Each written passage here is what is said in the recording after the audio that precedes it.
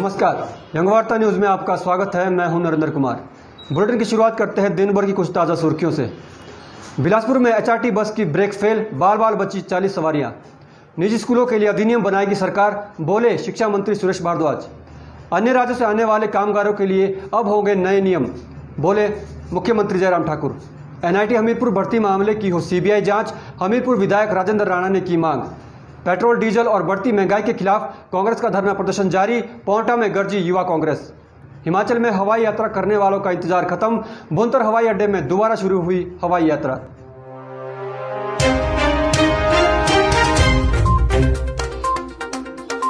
अब समाचार विस्तार से। बाहरी राज्यों से आने वाले कामगारों के लिए अब नियम बदल दिए गए हैं, जिसमें कोविड टेस्ट अनिवार्य है। ये बात प्रदेश मुख्यमंत्री जयराम ठाकुर ने मीडिया से बात करते हुए कही।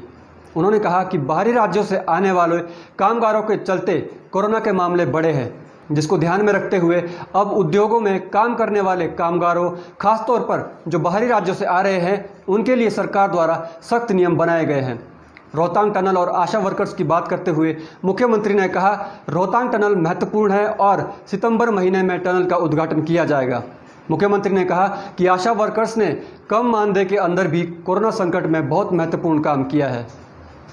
कि अभी तक जो परिस्थिति है हिमाचल प्रदेश में, हमारे मामले स्टेबल हो गए थे, लेकिन पिछले कुछ दिनों में कुछ मामले इंडस्ट्रियल सेक्टर में आए विशेष रूप से, और उसकी सबसे बड़ी वजह यह है कि जो लेबर हिमाचल से बाहर गई है वो वापिस आई है, और जहां से वापिस आई है वो बहुत ऐसे एरियाज हैं जहां पर वायरस का इम्पैक्ट ज्यादा है। तो उस कारण से कुछ मामले वहां पर हिमाचल प्रदेश में आकर के जो बढ़े हैं, लेकिन हमने तय किया कि अब उसमें अब सख्ती की है, और उसमें रूल्स में भी हमने प्रोविजन में जो गाइडलाइंस है उसमें भी परिवर्तन। बढ़ती महंगाई और लगातार बढ़ते पेट्रोल डीजल के दामों को लेकर कांग्रेस ने पोंटा साहिब में देश और प्रदेश के खिलाफ जमकर हल्ला बोला। युवा कांग्रेस के कार्यकर्ताओं ने सड़कों पर उतरकर सरकार के खिलाफ जमकर नारेबाजी की और धरना प्रदर्शन किया। युवा कांग्रेस के अध्यक्ष मनीष ठाकुर ने कहा कि देश में बढ़ती महंगाई भाजपा की देन है। सरकार ने तेल कंपनियों को लूट की खुली छूट दे रखी है और इस पर कोई लगाम नहीं है।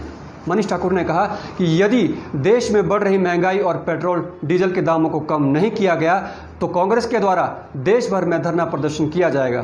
40 दिनों से, खास तौर पे 18 दिन पहले, जब तक लगातार 22 दिनों तक जो केंद्र सरकार ने डीजल और जो पेट्रोल की जो कीमतें बढ़ाई है लगातार, आप देख रहे होंगे कि 2014 से पहले जब 38 से 40 रुपये प्रति डॉलर प्रति बैरल जब तेल की कीमतें अंतर्राष्ट्रीय स्तर पर थी जो आज है, और उससे पहले जब 2014 से पहले 140 रुपये बैरल जब तेल मिलता था, क्रूड ऑयल मिलता था, उसमें भी देश के अंदर 71-72 रुपये से ज़्यादा पेट्रोल नहीं बिकता था और 56 रुपये से ज़्यादा डीजल नहीं बिकता। एनआईटी निदेशक की पावर छीनने के बाद एनआईटी हमीरपुर भर्ती मामले की सीबीआई जांच की जाए ताकि सच सामने आए, ये कहना है हमीरपुर के विधायक राजेंद्र राणा का।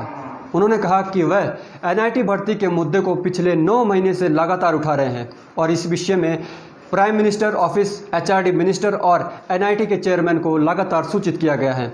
उन्होंने कहा कि एनआईटी भर्ती में बड़े पैमाने पर धांधली हुई है और हिमाचल प्रदेश तथा नौजवानों की अनदेखी हुई है, इसकी सीबीआई जांच होनी चाहिए।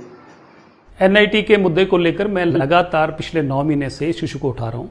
मैं इस इशू पे यही कहना चाहता हूँ कि एनआईटी में बहुत गड़बड़ियाँ हुई और उसको लेकर प्राइम मिनिस्टर ऑफिस को, एचआरडी मिनिस्ट्री को और एनआईटी के चेयरमैन को लगातार मैंने मेल्स भी की हैं, हार्ड कॉपीज़ भी भेजी हैं, और अभी जो लेटेस्ट मैंने 7 तारीख को सबूतों के साथ एनआईटी के चेयरमैन के साथ सभी को जो मैंने दोबारा मेल की है, उसके बाद एनआईटी के डायरेक्टर की जो शक्तियाँ छीनी गई हैं, जिसमें एडमिनिस्ट्रेटिव पावर्स।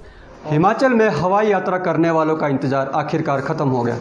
कोरोना संकट के बीच भी अब हिमाचल के सबसे पुराने हवाई अड्डे कुल्लू मनाली भुंतर में हवाई यात्रा का शेड्यूल जारी कर दिया गया है। मीडिया से बात करते हुए ये जानकारी निदेशक भुंतर एयरपोर्ट नीरज कुमार ने दी। उन्होंने बताया कि भुंतर हवाई अड्डे से अब हवाई उड़ानें शुरू कर दी गई हैं। नीरज कुमार ने कहा कि एयर इंडिया एयरलाइंस की 70 सीटों की विमान 16 जुलाई से उड़ान भरना शुरू कर देगी। उड़ानों को लेकर सभी प्रकार की तैयारियों को पूरा किया गया है और बुकिंग प्रक्रिया को भी शुरू कर दिया गया है। परंतु किन्हीं कारणोंवश और जगह पे तो फ्लाइट ऑपरेट स्टार्ट हो गई, लेकिन किन्हीं कारणोंवश यह यहाँ पे शुरुआत नहीं हो पाई। सप्ताह में 3 दिन, सोमवार, बृहस्पतिवार और शनिवार को ऑपरेट करेगी।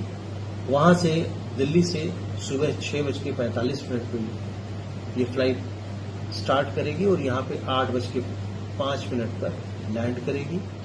20 मिनट के बाद में ये दिल्ली। जल जीवन मिशन के तहत सिरमौर जिला में जुलाई 2022 तक हर घर को नल से शुद्ध पानी मिलेगा।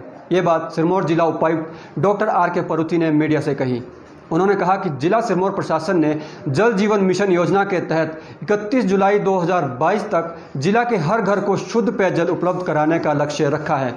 उन्होंने कहा कि योजना को पूरा करने के लिए IPH विभाग के साथ जिला प्रशासन की भी प्राथमिकता रहेगी।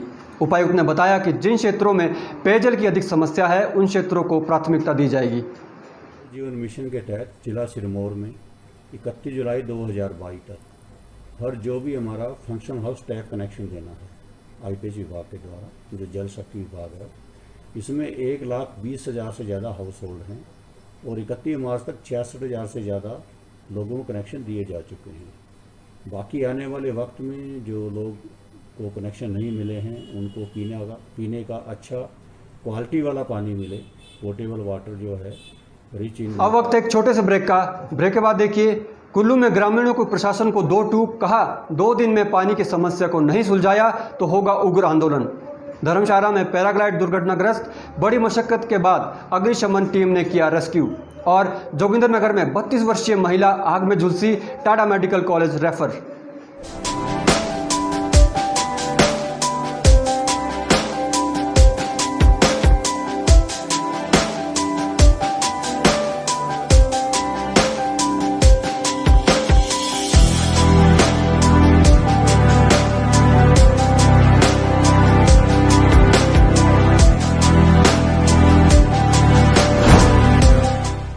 भूषण ज्वेलर्स, अनमोल रिश्तों के लिए।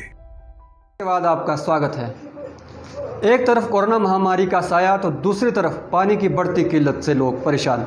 मामला कुल्लू जिला के खरहाल घाटी का है, जहां पर ग्रामीण 1 महीने से पानी की समस्या से जूझ रहे हैं। घाटी के आधा दर्जन गांव में पानी की भारी समस्या देखने को मिल रही है और ग्रामीणों के द्वारा 1 किलोमीटर दूर से पानी पीठ पर ढोने को मजबूर है। गुस्साए ग्रामीणों का कहना है कि यदि 2 दिन के भीतर पानी की समस्या से छुटकारा नहीं दिलाया गया तो ग्रामीणों के द्वारा उग्र आंदोलन किया जाएगा।